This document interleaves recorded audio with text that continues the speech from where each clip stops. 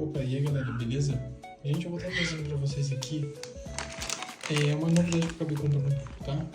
Um kit de K-Cap, cara, em japonês, cara. Olha só que louco. Um kit de K-Cap em japonês, tá? E eu achei muito da hora, tá? Eu tava muito tempo querendo comprar, eu acabei comprando lá no AliExpress, né? Eu acabei pagando, obviamente, a taxa da remessa conforme, tá? E vou estar logo mais trazendo um vídeo personalizando o meu teclado, né? O Mad Lions.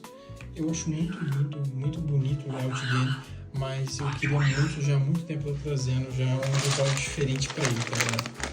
Vou mostrar para vocês aqui mais de perto, né? Alguns detalhezinhos a mais. E, gente, fica aí e eu vou estar trazendo para vocês. E até mais, viu?